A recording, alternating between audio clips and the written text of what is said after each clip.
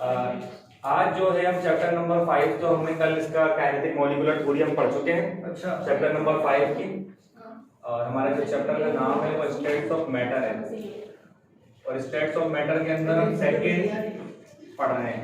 माने हम गैस को कवर अप कर चुके हैं चैप्टर नंबर 4 में। अब हम लिक्विड के बारे में पढ़ने जा रहे हैं और लिक्विड की भी काइनेटिक मॉलिक्यूलर थ्योरी हम लोगों ने पढ़ ली है। अच्छा, आज के टॉपिक को पढ़ने से पहले, क्योंकि हमारा जो टॉपिक है वो वंडरवॉल फोर्स है। सही है, वंडरवॉल फोर्सेस जो होती हैं वो वीक फोर्सेस होती हैं। सही है, जो बॉन्ड के दरमियान होती हैं। अच्छा, ज्यादातर बच्चे सवाल पूछते हैं कि ये फिजिकल बॉन्ड और केमिकल बॉन्ड में क्या फर्क है। माने जो हमारे पास जो हमने इससे पहले के जो बॉन्ड पढ़े थे उसमें एक आयनिक बॉन्ड पढ़ा था हमने, एक हमने कोवलेंट बॉन्ड पढ़ा था, एक हमने कोऑर्डिनेटेड कोवलेंट बॉन्ड पढ़ा था। हो गए 3 किस्म। और उसके अलावा जो अब ये फोर्सेस पढ़ रहे हैं ये भी बॉन्ड को जोड़े हुए, 2 एलिमेंट को पकड़े हुए, जोड़ के रखा हुआ है इसने, तो ये भी फोर्सेस है। मगर इसको मैंने जैसे कहा कि वीक फोर्सेस होती हैं और ये फौरन हट भी जाती हैं, तो ये फिजिकल बॉन्ड कहलाता है। माने ये फिजिकल अट्रैक्शन होती है 2 एलिमेंट और 2 कंपाउंड के दरमियान। तो आज हम थोड़ा सा पहले इसका डिफरेंस जान लेते हैं कि दोनों हैं क्या चीज। सही है ना। तो मैं इस टॉपिक को देखो आप लोगों को समझाने के लिए हमारा जो मेन टॉपिक है वो ये है वंडरवॉल फोर्स।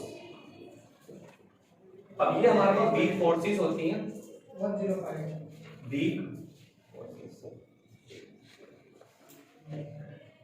और ये वीक फोर्सेस कहाँ होंगी? 2 एलिमेंट या 2 मॉलिक्यूल के दरमियान होंगी। इसको समझाने से पहले, इस टॉपिक को हम आगे बढ़ने से पहले हम छोटी सी कैरेक्टराइजेशन पढ़ेंगे। माने हम कैरेक्टराइज करने जा रहे हैं कि जो हम फोर्सेस के दरमियान पढ़ रहे हैं और जो इससे पहले बॉन्ड पढ़ चुके हैं, इन दोनों के दरमियान फर्क क्या है, ताकि आप फिजिकल और केमिकल को अच्छी तरह समझें। देखिए, हमारे पास एक होता है केमिकल बॉन्ड,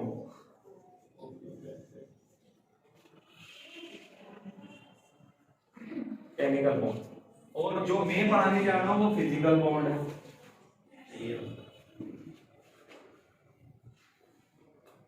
अब हमारे पास केमिकल बॉन्ड हम लोग पढ़ चुके हैं। केमिकल बॉन्ड में हमेशा याद रखें इलेक्ट्रॉन ट्रांसफर होता है। इलेक्ट्रॉन क्या होता है? ट्रांसफर होता है।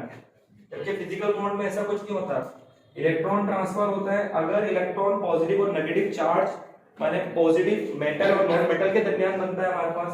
जैसे एक हमारे पास मेटल है और एक जो है हमारे पास नॉन मेटल है। नॉन मेटल के ऊपर नेगेटिव चार्ज होता है। इनके दरमियान जो बनेगा वो कोई जो भी कंपाउंड बनेगा, सही है, जो भी कंपाउंड बनेगा तो वो कौन सा बन जाएगा? हमारे पास एक आयनिक बॉन्ड बन जाएगा, एक आयनिक बॉन्ड बन जाएगा। अच्छा, 2 नॉन मेटल के दरमियान जो बनता है, जैसे 2 नॉन मेटल के दरमियान जो बनेगा हमारे पास, ये कौन सा बॉन्ड होगा? कौन बताएगा? जो 2 नॉन मेटल के दरमियान बनेगा जिसके अंदर म्यूचुअल शेयरिंग होगी, कोवलेंट बॉन्ड।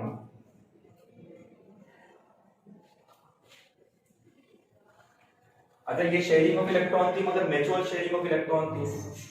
मगर इसके अंदर तीसरी किस्म ये थी जिसके अंदर वन साइड शेयरिंग हुई थी और इसके अंदर नॉन मेटल तो था और दूसरा भी नॉन मेटल था, मगर इसके अंदर क्या होता है कि पार्शियली चार्ज होते हैं, इलेक्ट्रोनेगेटिविटी का डिफरेंस होता है। तो जिसकी वजह से ऊपर जो बॉन्ड बनता है वो हमारे पास कोऑर्डिनेटेड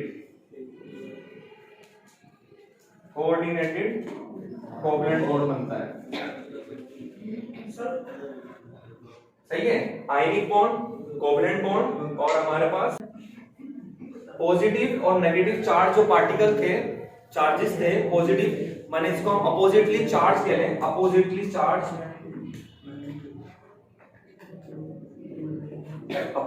जो चार्ज थे वो ट्रांसफर हुए थे। पॉजिटिव नेगेटिव वाले से ट्रांसफर हुआ, नेगेटिव वाला पॉजिटिव से। सही है, पॉजिटिव और नेगेटिव आपस में अट्रैक्शन हुई इनके दरमियान, तो ये हमारे पास क्या था? आयनिक बॉन्ड था। मगर जब हमारे पास 2 नॉन मेटल के दरमियान इलेक्ट्रॉन का ट्रांसफर नहीं हुआ, सिर्फ म्यूचुअल शेयरिंग हुई। क्या हुई हमारे पास? म्यूचुअल शेयरिंग हुई, म्यूचुअल शेयरिंग हुई जिसकी इलेक्ट्रॉन थी, तो हमने इसको कहा था कोवलेंट बॉन्ड। और हमारे हमारे पास ये भी शेयरिंग ही थी।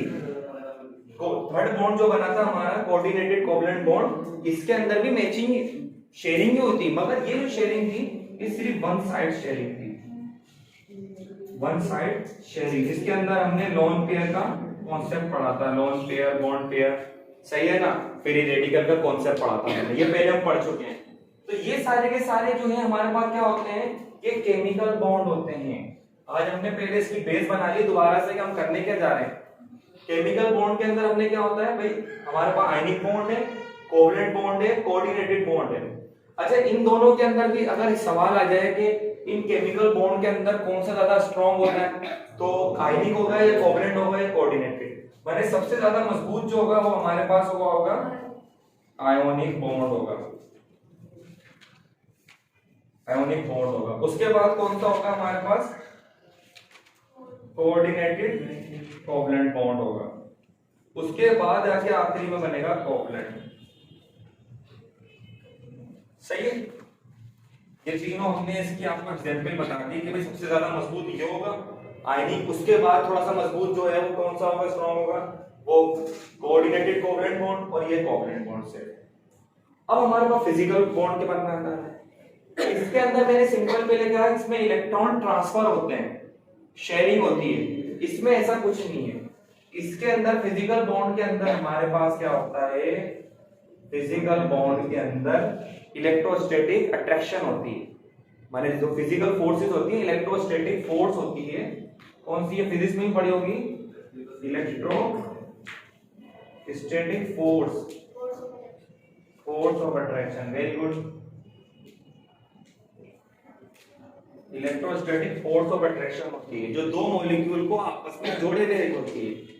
देखिए इसके अंदर हमारे पास जैसे एक एलिमेंट है केमिकल में और ये भी एक एलिमेंट है, दोनों के दरमियान बॉन्ड बना हुआ है। ये हाइफन की जो निशानी इंग्लिश में हम पढ़ते हैं, यहाँ पर ये बॉन्ड की निशानी होती है ना, तो ये बाकायदा क्या हो गया, ये बॉन्ड कहलाएगा हमारे पास, ये बॉन्ड कहलाएगा। इसके अंदर ऐसा नहीं है, इसके अंदर ऐसा नहीं है। अभी देखें केमिकल बॉन्ड को अगर दूसरा नाम दिया जाए तो केमिकल बॉन्ड जो होता है ये इंट्रामॉलिक्यूलर फोर्स होती है, इंट्रामॉलिक्यूलर फोर्स, सही है, इंट्रामॉलिक्यूलर फोर्स होती है।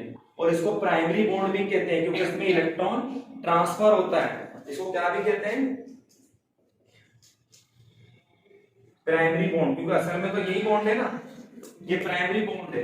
अब हमारे पास जो ये पढ़ने जा रहे हैं फिजिकल, ये हमारे पास सेकेंडरी बॉन्ड है। मगर इलेक्ट्रोस्टैटिक फोर्स ऑफ अट्रैक्शन की वजह के ऊपर जैसे मैंने बताया कि दो एलिमेंट का आपस में बॉन्ड होना, मगर यहां पर जो है वो दो एलिमेंट का बॉन्ड नहीं है। यहाँ दो एलिमेंट हुआ करते थे जिनका आपस में बॉन्ड होता था। मैंने कल भी बताया था, अगर कोई जो बॉन्ड बन रहा है वो विद इन द मॉलिक्यूल है, इसको दोबारा समझे। जैसे फॉर एग्जांपल मेरे पास ये वाटर मॉलिक्यूल है, तो ये हाइड्रोजन का बॉन्ड किसके साथ है, ऑक्सीजन के साथ। इसका ऑक्सीजन के साथ बॉन्ड किसके साथ है, हाइड्रोजन के साथ। ये खुद एक पूरा एक मॉलिक्यूल हो गया। मॉलिक्यूल्स के अंदर क्या है, विद इन द मॉलिक्यूल जो बॉन्ड है, विद इन द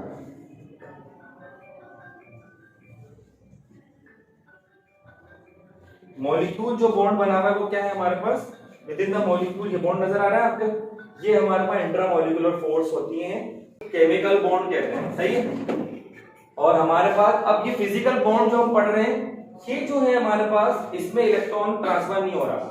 अब इसके अंदर क्या है, जिसे मैंने कहा ये इंट्रामॉलिक्यूलर फोर्स है, अब ये नहीं, ये इसका नाम है हमारे पास